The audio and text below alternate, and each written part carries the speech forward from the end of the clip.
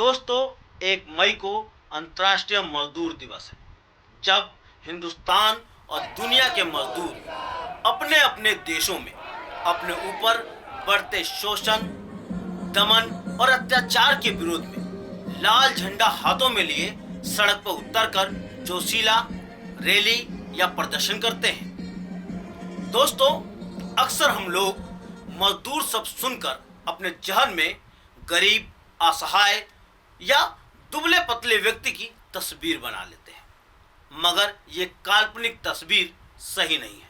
अब सोचेंगे मैं ऐसा क्यों कह रहा हूँ? क्योंकि हर एक व्यक्ति जो वेतन भोगी है, जो अपने श्रम के बदले वेतन लेता है, चाहे वह ईंट भट्टे में काम करने वाला हो या गड्ढा खोदने वाला, या चाहे ऑफिसों में लैपटॉप पर काम करने वाला हो या ऑफिसों में फाइलों के बीच घिरा हुआ क्लर्क हो, या जहाज चलाने वाला या जहाज बनाने वाला, मेडिकल सेक्टर में डॉक्टर हो या स्टाफ या नर्स, या स्कूल में टीचर हो या कॉलेज में प्रोफेसर, सब के सब मजदूर हैं। ये उत्पादन के साधनों का मालिक नहीं है, ये सिर्फ अपने शारीरिक या मानसिक श्रम को बेचते हैं। ये सब के सब मजदूर हैं। खैर, मैं मेन मुद्दे पे आता हूँ। आप और हम अक्सर बोलते हैं मैं 8 घंटे ही काम करूँगा, ये मेरा अधिकार है। हमें ये अधिकार दिलाने के लिए हजारों श्रमिकों ने अपनी जान की कुर्बानियाँ दी हैं। 17वीं 18वीं शताब्दी में पश्चिमी देशों में कारखाना मालिक श्रमिकों से बहुत ही खराब हालतों में 14, 16 या 18 घंटे काम लेते थे, जिसके कारण गंभीर बीमारियों के शिकार मजदूर होते थे या फिर कारखाने में एक्सीडेंट के दौरान वो मर जाते थे। इसके खिलाफ विभिन्न देशों में हजारों हजार मजदूर काम के घंटे कम करने के लिए और बेहतर काम के हालातों के लिए लड़ाकू संघर्ष कर रहे थे। इस संघर्ष का ऐतिहासिक दिन 1886 का 1 मई है, जब अमेरिका के शिकागो शहर में 80,000 मजदूरों ने एकजुट होकर 8 घंटे काम की मांग को लेकर सफेद झंडा लेकर प्रदर्शन कर रहे थे। लेकिन कारखाना मालिकों ने मजदूरों पर खूनी हमला किया, जिससे मजदूरों का सफेद झंडा लाल हो गया। तभी से मजदूरों के संघर्ष का झंडा लाल हो गया। मजदूरों के संघर्ष में बहाए खून और बलिदान की निशानी है यह मजदूरों का लाल झंडा। उन्हीं शिकागो के शहीदों को याद करने के लिए और अपने ऊपर बढ़ते शोषण के खिलाफ अपने संघर्ष को तेज करने का संकल्प लेने के लिए हर साल मई दिवस को हिंदुस्तान और दुनिया के मजदूर सड़कों पर उतरते हैं। लेकिन दोस्तों, 2025 का मई दिवस एक ऐसे दौर में आ रहा है जब मजदूरों के 8 घंटे काम और कई अधिकारों पर हमला चारों तरफ से हो रहा है। जनवरी 2025 में इन्फोसिस के चेयरमैन नारायण मूर्ति ने युवाओं से देश को नंबर 1 बनाने के लिए हफ्ते में 70 घंटे काम करने की सलाह दी। वहीं लार्सन एंड टूब्रो LNT के चेयरमैन SN सुब्रमण्यम ने नारायण मूर्ति से 2 कदम आगे जाते हुए अपने कर्मचारियों को एक हफ्ते में 90 घंटे काम करने की सलाह दी है। नारायण मूर्ति जी के मुताबिक 10 घंटे प्रतिदिन यानी 7 दिन में 70 घंटे काम। वहीं SN सुब्रमण्यम साहब के अनुसार 7 दिन करीब 13 घंटे रोज काम करना चाहिए। आप सोचेंगे मैं 4 महीने पुरानी बात मई दिवस के दिन क्यों उठा रहा हूं? क्योंकि आज देश का मजदूर इससे कई घंटे अधिक काम कर रहा है। मैं ऐसा क्यों कह रहा हूं, आइए मजदूरों से सुनते हैं। विकल्प वाणी, सच्चाई की खोज। मैं मेरे घर में 4 जने रहते हैं और मैं अभी एक स्टूडेंट हूँ। अपनी स्टडी के साथ साथ एक पार्ट टाइम जॉब कर रही हूँ।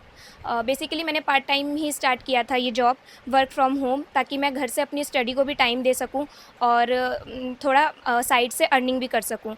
मेरा जो वर्क प्रोफाइल था वो जैम में था। जैम आप सबने सुना होगा, गवर्नमेंट ई मार्केट प्लेस, मैं उस प्रोफाइल से हूँ। वैसे कहने को तो जो हम कहते हैं कि 8 आवर का हम काम करते हैं, 8 आवर हमारे वर्किंग के होते हैं, बट जैसा मैं देख पा रही हूँ वर्क फ्रॉम होम में, और ये इवन सिर्फ मैं नहीं देख पा रही हूँ, मुझे लगता है कि मेरे जैसे कई लोग हैं जो आज के टाइम पे वर्क फ्रॉम होम कर रहे हैं, और उन सबके सामने ये प्रॉब्लम आ रही होगी कि कहने के लिए वो 8 घंटे वर्किंग होते हैं, बट आई थिंक वो 8 घंटे नहीं वर्क कर रहे हैं, उनके ऊपर 12-12, 14-14 घंटे का वर्कलोड डाला जाता है। मैंने जब स्टार्ट किया था तो मैंने यहाँ पे 10K से स्टार्ट किया था। अभी मुझे मतलब 2-3 साल होने को है इस कंपनी में। अभी मैं मतलब 17 पे यहाँ पहुँची हूँ, 17K पे। वो भी इस तरीके से कि मतलब आपको पता है कंपनी ग्रोथ नहीं देती है, सैलरी इंक्रीमेंट नहीं करती है जल्दी, बट स्टिल मैंने, क्योंकि काम इतना ज़्यादा लिया जा रहा है, जैसे मैंने बताया कि 8-8 घंटे का काम हम मतलब दुगना कर रहे हैं, 16-16 घंटे हमको काम करना पड़ रहा है। और जो वेजेस की मैंने बताया कि 10K, 12K, 14K जो कि इनफ नहीं है, हम खुद आगे चढ़ के बोलते हैं कि हाँ ये इनफ नहीं है, बट नहीं सुना जाता। आप भी बताइए, अगर मैं यहाँ 17K में काम कर रही हूँ, मैं यहाँ पे सुबह 9 बजे लॉगिन कर ले रही हूँ, और उसके बाद मैं रात में 10-10, 11-11, 12 बजे, इवन कई बारी तो 1-1 बजे रात में, अगर मेरे पास वर्कलोड ज़्यादा है तो मुझे इतना काम करना पड़ रहा है। तो सोचिए, जो कि मैंने वर्क फ्रॉम होम सिर्फ इसलिए स्टार्ट किया कि मैं साथ में पढ़ाई कर सकूँ, तो ना मुझे पढ़ाई का समय मिल रहा है, ना मुझे कोई अदर एक्टिविटी का समय मिल रहा है। वर्कलोड इतना ज़्यादा है और सैलरी उतनी ही कम है, और अगर इसके लिए आवाज़ उठाएं तो वो हमें रिप्लेस करने की बात करते हैं। क्या किया जाए इसमें? मेरा नाम है रामबरन, हम यूपी के हैं। मैं माली काम करता हूँ, माली का। सुबह ही निकल जाता हूँ 7 बजे, फिर आता हूँ 7-8 बज जाते हैं, कभी 7:30 बज जाते हैं, ऐसे ही आता हूँ जी। दिहाड़ी देने वाला बोलता है कि 12 घंटा कर लियो, हम 8 घंटा का पैसा लेते हो, 12 घंटा करवाता है, बोलो इतने घंटे करो। तो यही मार्जल होता है जी ज़्यादा। अब पेट के लिए अगर छोड़ चले आए तो पैसा भी नहीं मिलेगा, इसीलिए करना पड़ता है 12 घंटा।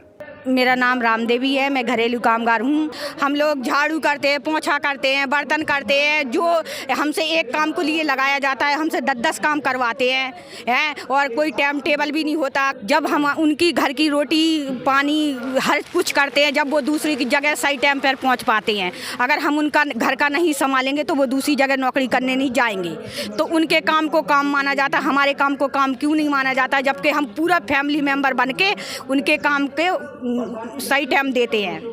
आज भी जो है हमारे आज़ादी को करीब 75 साल के ऊपर हो गए।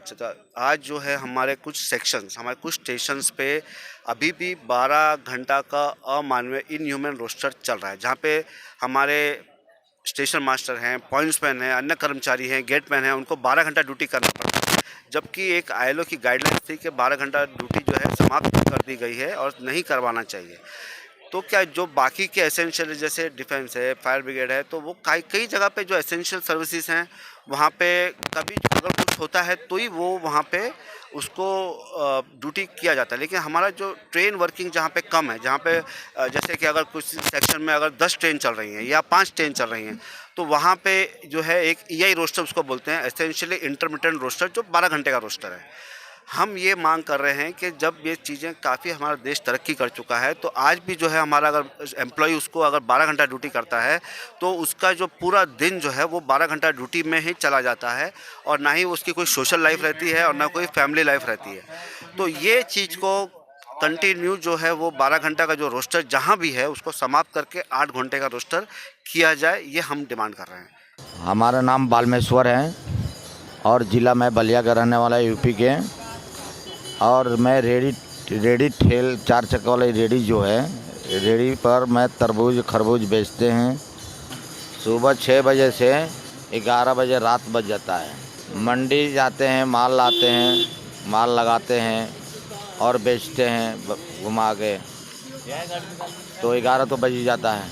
और रेडी लगाता हूँ तो भी रेडी लगाने नहीं देते लोग रोड पर बाज़ार में, और कहते हैं लोग कि 100 रुपया दो रेडी लगाओगे तो तब लगाएंगे, दोगे नहीं तो नहीं लगाने देंगे। हमारा रनिंग स्टाफ 72 घंटे बाहर रहता है। 72 घंटे बाहर रहने के बाद हेडक्वार्टर पे आता है। हेडक्वार्टर पे ऑफ करने के बाद वो 1.5-2 घंटे घर पहुंचने में लग जाते हैं उसके। और 30 आवर का हमें एक 7 दिन का बोला गया है, लेकिन मिल नहीं पाता है। 7 दिन में हमें 30 आवर का रेस्ट दिया जाता है। तो 30 आवर रेस्ट पूरा होने के पहले ही 28 घंटे में ही हमें कॉल भी दे दी जाती है तो ये जो 7 दिन का पीरियोडिक रेस्ट मिलना है, ये हमें 7 दिन ना मिल के कभी कभी 9 दिन, कभी 10 दिन, ज़्यादा पोजीशन ख़राब हो जाती है तो रेस्ट तोड़ के बुला लिया जाता है। यानी कि हम अपने पारिवारिक काम जो करना चाहते हैं, किसी शादी फंक्शन में जाना चाहते हैं, वो भी नहीं कर पाते हैं।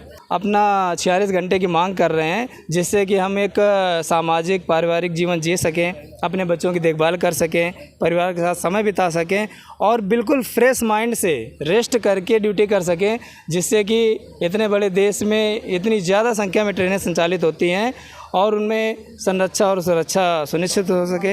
इसलिए हम 46 घंटे की मांग करते हैं प्रशासन। दोस्तों, अभी आप लोगों ने इन मजदूरों की बातों को सुना। मजदूर बहुत ही खराब हालतों में और लंबे घंटे काम कर रहे हैं। और यही नहीं, हिंदुस्तान का अधिकतम मजदूर बहुत ही कम वेतन पर, यहाँ तक कि 8,000, 10,000 या 12,000 में काम करने को मजबूर है, और वो भी असुरक्षित नौकरी के हालात में। यानी कभी भी उनकी नौकरी जा सकती है, ये डर उनको दिन रात सताता है, या यूं कहें उन्हें जीने नहीं देता है। ये सब कथित तौर पर गैर कानूनी तरीके से होता है, लेकिन खुलेआम होता है। कई सालों से पूंजीपति मालिक सरकार से मांग करते आ रहे हैं, इसे कानूनी रूप दिया जाए। इस शोषण को अब केंद्र सरकार और राज्य सरकारें मजदूरों के 8 घंटे काम की सीमा को बढ़ाने के लिए और मजदूरों को किसी भी समय काम से निकालने का अधिकार मालिकों को कानूनी मान्यता देने के लिए 4 श्रम संहिताओं को लागू करना चाहती है। इस मुद्दे पर मजदूर संगठनों के नेताओं ने क्या कहा, आइए सुनते हैं। जो नए श्रम कोड सरकार ने बनाए हैं उसमें समय को लेके लचीलापन रखा गया है, जबकि पिछले जो श्रम कानून थे, कारखाना अधिनियम, उसमें वर्किंग आवर्स के संबंध में ये लिखा गया है कि प्रतिदिन 8 घंटा और सप्ताह में 48 घंटे। ये स्पष्ट रूप से उसमें इंगित है वर्तमान जो फैक्ट्री एक्ट है। तो उसको बदल करके अभी काम में समय की फ्लेक्सिबिलिटी का आधार बनाया है इन्होंने। तो निश्चित है कि ये जो व्यवहारिक रूप में हम लोग देख रहे हैं कि कहीं पर 10 घंटे, कहीं पर 11 घंटे, कहीं 12 घंटे, कहीं 14 घंटे, इस तरह से जो काम लिया जा रहा है उसी को एक कानूनी जामा पहनाने का प्रयास है। अब यूनियन बनाने के लिए कितने सख्त कानून कर दिए गए हैं और यूनियन ख़त्म करने के लिए कितने आसान कानून कर दिए कि किसी भी तरीके से कोई भी बहाना बना के सरकार आपकी यूनियन को ख़त्म कर सकती है। यूनियन बनाने के लिए आपको कम से कम कितने लोग, पहले 9 आदमी से 7 आदमी से यूनियन शुरू कर देते हैं, आज वो पोजीशन नहीं है। रजिस्ट्रेशन के लिए धक्के खाने पड़ते हैं। बंद करने के लिए अगर मालिक किसी यूनियन को बंद करता था तो 100 लोगों की फैक्ट्री से 100 से ऊपर अगर लोग हैं तो सरकार से परमिशन लेनी होती थी।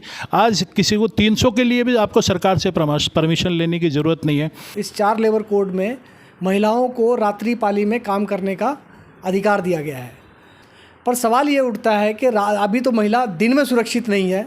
हमारे देश के अंदर जो कार्यस्थलों पे महिलाओं के साथ छेड़छाड़, बलात्कार ये आम बात है। तो रात की पाली में जब महिलाएं काम करेंगी तो उनकी सिक्योरिटी की, उनकी सुरक्षा की गारंटी कौन लेगा, कौन उनको सुरक्षा देगा?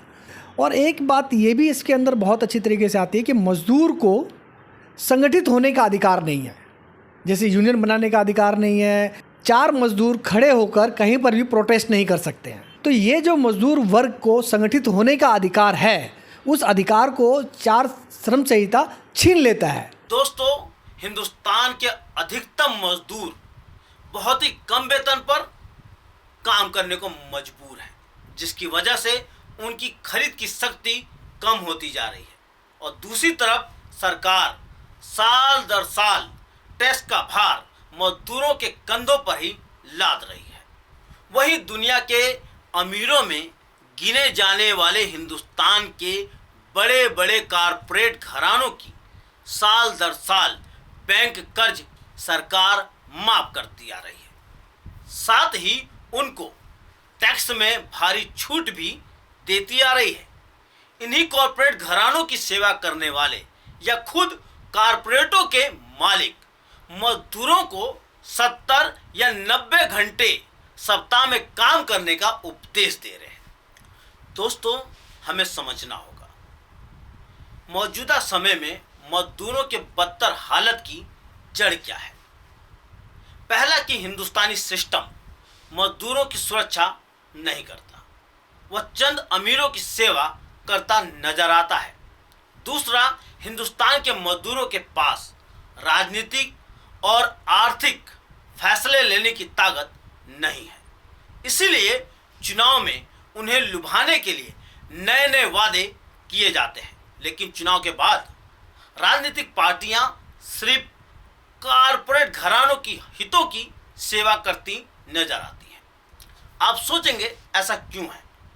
ये पूंजीवादी घराने सारे उत्पादनों के साधनों के मालिक हैं और इन्हीं के हक में, इन्हीं के हितों में हर सरकार जो सत्ता में आती है नीतियां बनाती है, कानून बनाती है और उन कानूनों को लागू करती है, वो भी सख्ती से। इसीलिए सरकारें बदलती हैं मगर मजदूरों और आम लोगों के हालात नहीं बदलते। आप सोचेंगे मजदूरों के पास चारा क्या है? मजदूरों के पास वो शक्ति कौन सी है जिससे वो इन समस्याओं को हल कर पाएंगे? उनके पास एक ही शक्ति है, वो है उनका संगठन, वो है उनकी एकता। मजदूरों को अपना संगठन बनाना होगा और उसे मजबूत करना होगा। मजदूरों को ज़्यादा से ज़्यादा व्यापक तौर पर एकता बनानी होगी। मजदूरों को अपने साझे हितों के लिए संघर्ष करना होगा। मजदूरों के पास संगठन और संघर्ष का ही एकमात्र रास्ता है अपने ऊपर बढ़ते शोषण और दमन को रोकने के लिए। इस पर आप क्या सोचते हैं? आप क्या समझते हैं? कमेंट कीजिए और देखते रहिए विकल्प वाणी, सच्चाई की खोज।